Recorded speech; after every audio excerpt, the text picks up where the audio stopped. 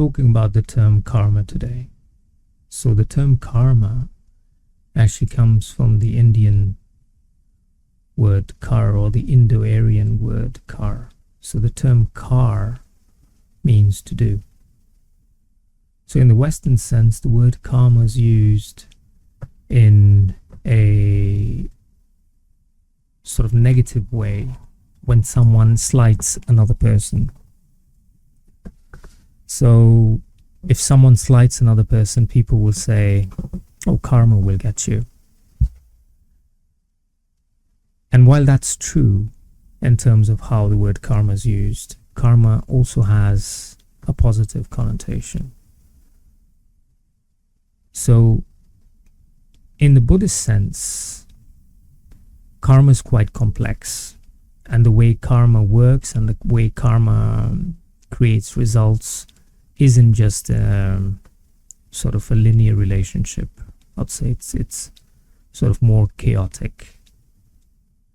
So there's two ways in which karma is talked about in Buddhism that I know.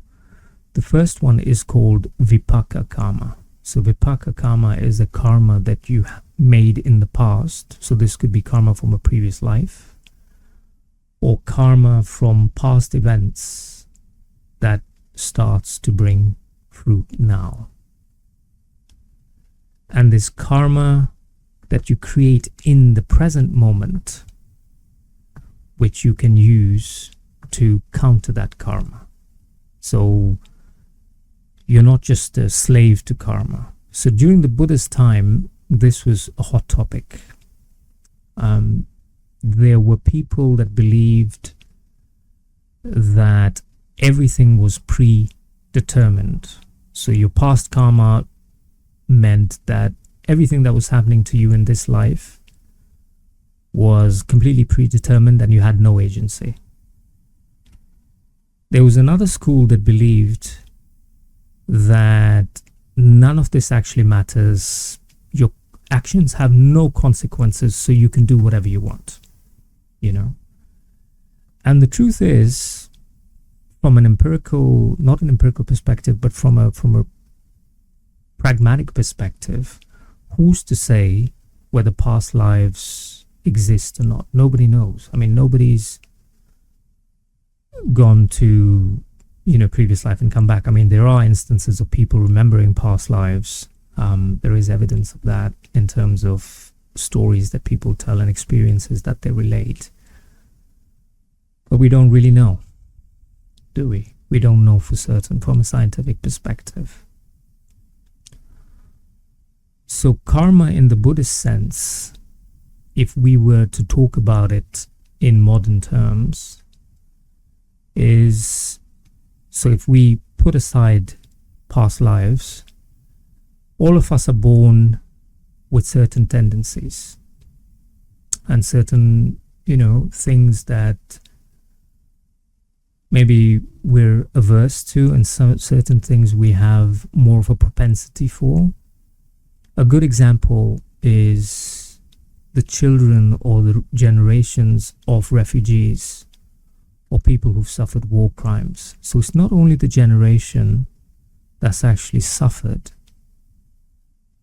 that atrocity, that carries the trauma. The generations that come after them actually carry it too.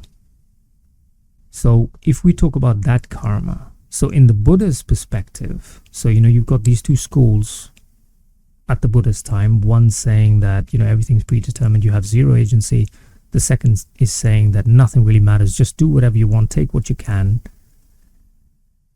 And then the Buddha comes along and he says karma is something that you can shape in the present moment. So the action that you're carrying out in the present moment can counter the karma that you came with. The Buddha believed in previous lives. Part of the Buddha's enlightenment is, during his enlightenment, he recollects thousands and thousands upon lives, and he sees how his actions played out and what happened, and that leads to a disenchantment, right? So the Buddha's path is often referred to the karma that leads to the end of karma. Now, coming back to the theme of karma in Buddhism, karma and rebirth, one of the chants that's often chanted in monasteries is a chant that talks about, so they start with, they say, I am of the nature to age, I've not gone beyond aging. I am the nature to sicken, I've not gone beyond sickness. I am the nature to die, I've not gone beyond death. But then at the end of it, they say, all that is mine, beloved and pleasing, will become otherwise, will become separated from me. I am the owner of my actions, the heir of my actions, and whatever actions I shall do, for good or for ill, I will be the heir. So they're saying the only thing that you actually carry with you is your actions or your karma. So coming back to the second aspect that the Buddha was talking about in terms of karma that leads to the end of karma. So he's giving people incredible agency, if you think about it. He's giving them agency, saying you can actually change things, right?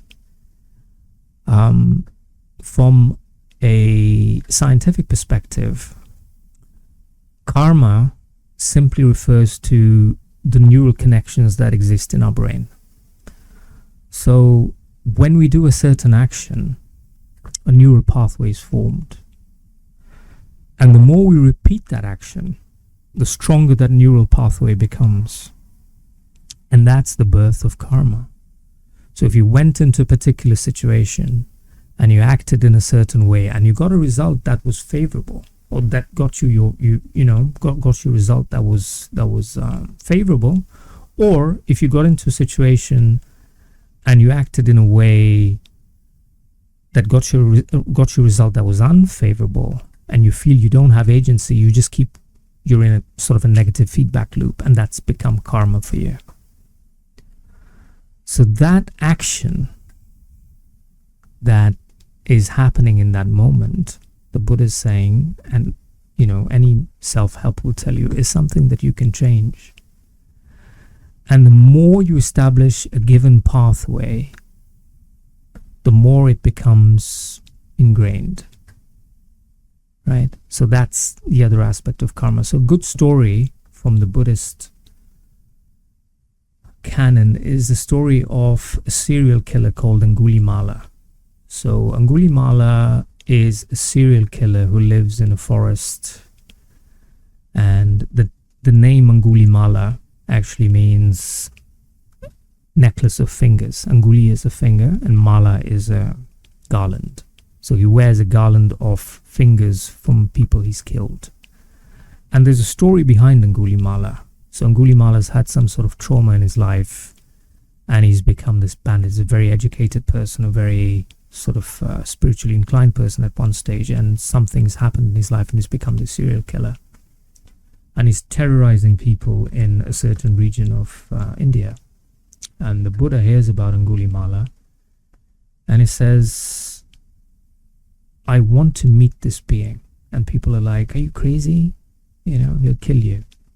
And the Buddha says, no, I want to meet him. And Angulimala hears about this. Obviously, he lives, at the edge of the village. And he goes, that would be amazing if this Buddha guy turns up and, if I manage to get his fingers on my necklace, that would make me even more notorious than I am. And so the Buddha walks into the forest, and Angulimala is waiting there, waiting to ambush him. And, you could imagine the Buddha. It's this being which is calm, that has an aura, that's peaceful. And he walks and he comes face to face with Angulimala, and he says, stop, Angulimala. And Angulimala stops, and it's just overcome. And he's just overcome. He's just in shock in a way, like this being's just completely disarmed him with his aura of loving kindness. And so the Buddha says, stop. You've created enough of this horrible karma. Stop. And as the story goes, Angulimala puts down his blade and, he bows to the Buddha and he says, I want to join your order. And the Buddha says, yes, of course, you can join my order. So, he shaves off his hair and beard and changes his scary appearance, and he's dressed as a monk. And he's living the holy life. And monks in those days would go on alms round to collect food. So he goes into the village to collect food, and people recognize him. Go, oh, that's that dude, Angulimala. And they start stoning him and pelting him with rubbish and hitting him with sticks, and he's bleeding, but he's not reacting. And he comes back bloodied and bruised. And the Buddha says, bear with it, Angulimala. Bear with it. This is your karma. You're burning away the karma. And of course, Angulimala reaches enlightenment. That's how the story goes. So no matter what the karma that we came in with from the past or from previous lives, the Buddha is saying, you can change this in the present moment. And that's the strength of the teaching on karma. So the stories of people who've led life in a certain way, and on their deathbed, they have this change of heart and they act in a certain way and they have a good next life, or sometimes they achieve enlightenment. So that's a short teaching or short discussion on karma.